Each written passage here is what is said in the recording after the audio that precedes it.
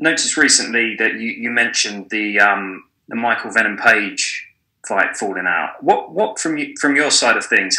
Why didn't that fight come to fruition? Man, I don't know.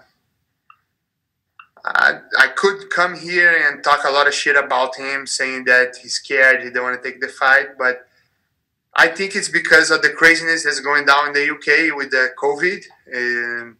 They told me, he said it's kind of hard for him to train and he couldn't get ready in time, and that's why it didn't happen.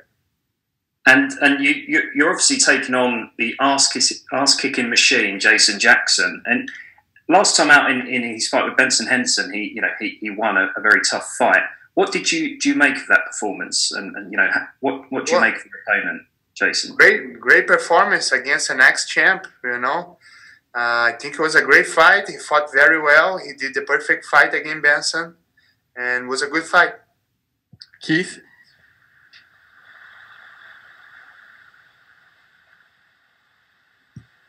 Keith, go ahead.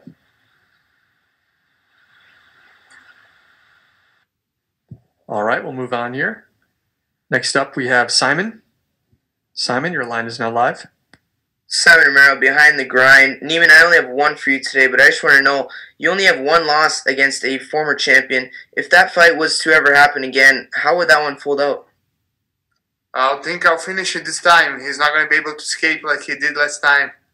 All he did in that fight was escape.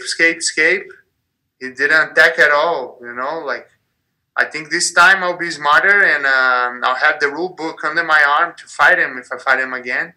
And definitely will be a different fight. Gabriel? Hello, Neiman. Can you hear me? Yeah. So two questions. The first one, this is the first event where there's now official Bellator rankings. What was your reaction to when you saw that they had you as third in Bellator's welterweight division? I think it's bullshit. I think either me or Amosov should be at the top of the first, and Michael Page could be under us, because we've been fighting tougher competition. So I think we should be ranked higher than him. I think Jason Jackson should be ranked higher, but it's okay. Rankings in MMA it's a joke, They don't give you title fights. They're just there for a show, My final question, you've obviously grown so much in the time that you've been in Bellator and throughout your career. What do you most want to show for yourself in your fight on Friday? Nothing. I want to keep doing what I'm doing and try to get a submission. There's nothing else to do. Thank you. Jim? Hey, Jim Barcelona, Miami Herald. Neiman, how did training go for you for this one? Did you do anything different in training for this opponent? Yeah, I moved to California and I moved to King's MMA. I've been training at King's MMA with Master Rafael Cordero and all his team. So I have different training partners, different camp. Everything was different. And how did that go for you, being it was different, something new? It was awesome, man. I trained with champions, and I was trained by one of the best coaches, if not the best coach in the world. So I'm super, super ready for this fight, and I can't wait. And lastly, you went to California. Did you ever do any training in Tampa or South Florida down here? Or ever want to do some training here? We've got some good training down here, too. Yeah, you guys got some great training there, but I'm a California guy, so there's not much surfing there, so I don't think I'm going there anytime soon. Keith? Man, I was wrong with the question, huh? All right, I'll move on here. Harry? Hey, Neiman, Harry Mack from the Bookie's Basement. I just have two quick questions. So, first off, you're a slight betting underdog currently at minus 105 to Jason Jackson's minus 120. So I just wanted to know, is that something that you think about or that kind of changes your perspective going into a fight? No, I didn't even know about it. I never checked those things. They don't make a difference. And it's good to be the underdog. I love it. It's good. Well, there you go. And secondly, as a fellow Jewish person, I'm just kind of curious. Other than yourself, who would you consider the best Jewish fighter on earth right now? I don't know. Maybe Aviv Gozali. He's doing a great job. I think Aviv is doing a great job here in Bellator, and we're going to the top. Donna? Hey, Neiman. Your fellow countryman is in the main event, Patricio Pitbull. What's your prediction for that fight? Man, it's going to be a war. Remember the first one was already a war? Yeah. And this one is going to be even harder, I think. But I think Patricio will come on top, and he's the champ for a reason, Living in California, I would imagine that, you talked a little bit about Michael Venom Page having difficulty over in London. It seems to me like you would have similar difficulties training in California, right? It's pretty much a completely shut down state at the moment. Yeah, it's everywhere, I think, like some places are worse than others. But I was able to get training in California, so it wasn't that hard, I was in a big camp with a lot of fighters, so we were able to train well for this fight. Santiago? Shalom, Neiman. Greetings from Amsterdam, and thank you for the time. Hello, my brother. After your spectacular performance against John Fitz, you said you wanted the title shot next. Are you a bit disappointed that you didn't get the next shot at Douglas Lima? And do you think after a win on Friday, you will get that next shot? So I was a little disappointed, yes, but it is what it is, So we gotta. If I have to beat the whole division to get to the belt, I'll do it. And I think so. I think if I win this fight, and if I win in a great way with a good submission, I'll get the title shot.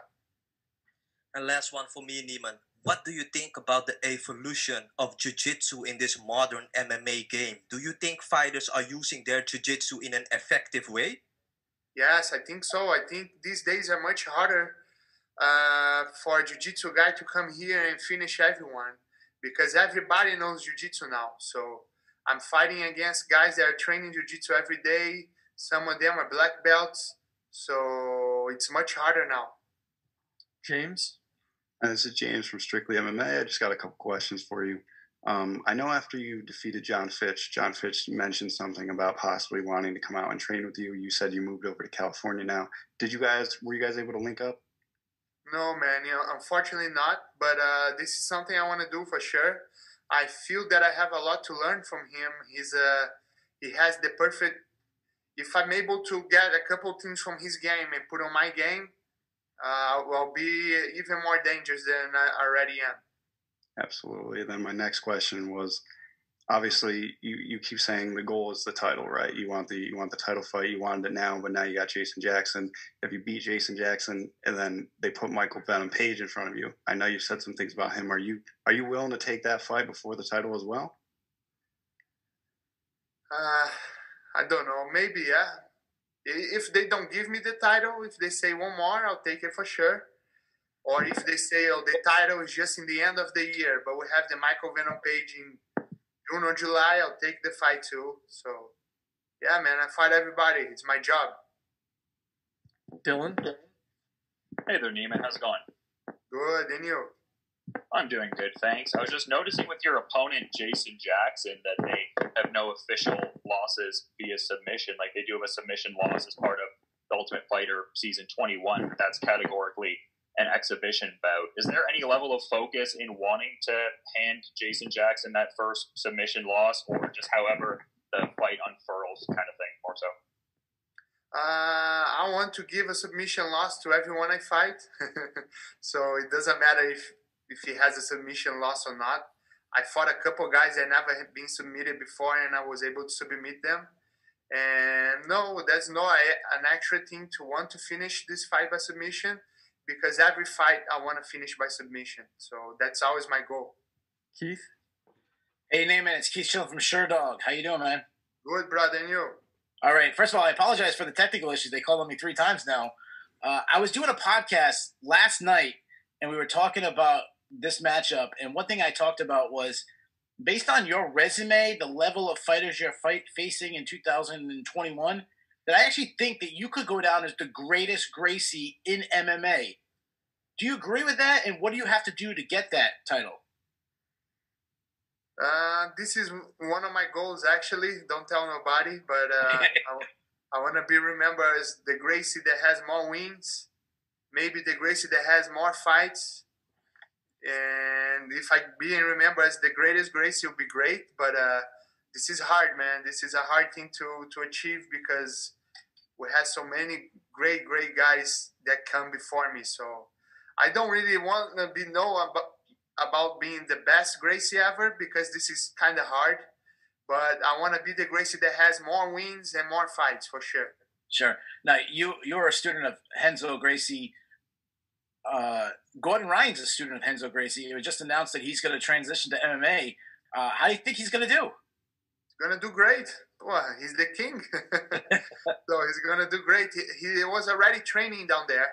He was already doing a couple sparring, so he's learning, and I'm sure he's going to do great. Yeah. Good luck to you, sir. Thank you. Matthew? How's it going, Neiman? This is Matthew Putterman from MMA News. Good, brother. Hey, my first question for you is, what motivates you more, coming off of a loss or coming off a win? Because you've only got one loss in your career so far. Yeah, I think that loss motivated me a lot, I really wanted to get a win after the loss, so I think that coming off a loss motivated me more. I was training 3 to 4 times a day. My coaches were trying to hold me and tell me not to go train. And I was hungry, and I still am very hungry because now I won the belt. But definitely when I come off a loss, I was with like we say in Brazil, with the knife on my teeth. And do you think this fight here, a win over Jason Jackson, propels you to fight for the title next? Yes, I think so. Jason's a great fighter. He's coming out of great wins, so I think so. Especially if I'm able to finish this fight well, All right, and our last question here comes from the line of Chris Mancuso. Go ahead, Chris. Hey, Neiman, thanks so much for taking this, man, and all the best of luck on Friday. When Jason was here with us earlier, he really seemed to think he had a massive advantage when it comes to striking. If you're unable to get this fight to the ground, I think it was mentioned earlier in the couple questions ago, he's never been submitted before. How confident are you, and how much work have you put in throughout this pandemic on your striking to give you that ability? I've been putting work in striking for years, and I strike with a lot of great guys. So they always think that. They always think they have a big advantage, but once we get there, they see that it's not true. Like the Ed Root fight that happened, the Rory McDonald fight that happened, and it will be no different on Friday night. Thanks, Neiman. Thank you.